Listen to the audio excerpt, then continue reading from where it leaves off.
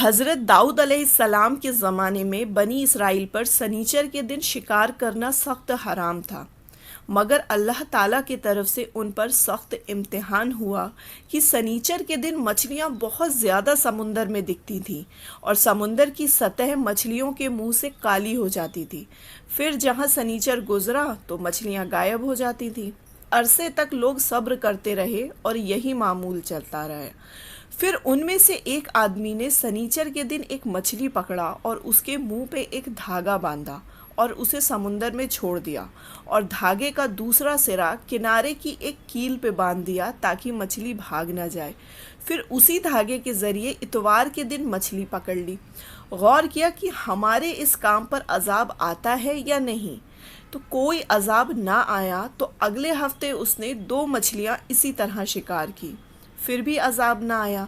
जब उन्हें अजाब ना आने का यकीन हो गया तो आम तौर पर ये लोग इसी तरह धागे से शिकार करने लगे और मछलियों की तिजारत का खूब चमक गई।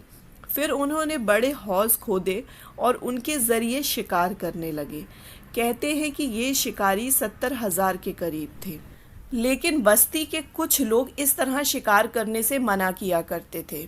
इस तरह बस्ती वालों में 3 गिरोह बन गए।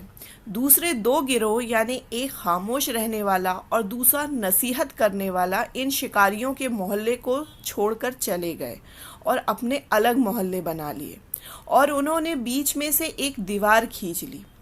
एक दिन उन लोगों ने देखा कि दीवार के पीछे से ना तो कोई निकला, ना ही उनके मोहल्ले में कोई कारोबार हुआ, ना ही कोई चहल पहल हुई और ना ही किसी तरह की कोई आवाज़ आई। तब ये दोनों जमातें दीवार पर चढ़ीं और देखा कि दूसरी तरफ बंदर भरे पड़े हैं, चारों तरफ दौड़ रहे हैं, इधर उधर भाग रहे हैं। इन्हें देखकर वो इनके पास दुम हिलाते हुए और आंसू बहाते हुए आए। इन लोगों ने कहा, बोलो, हम तो तुम्हें मना करते थे, तुमसे बेजार थे, मगर तुमने हमारी एक ना मानी। ये बंदर समझते जानते पहचानते थे मगर मुंह से कुछ ना बोल सकते थे। आखिरकार 3 दिन बाद हलाक कर दिए गए।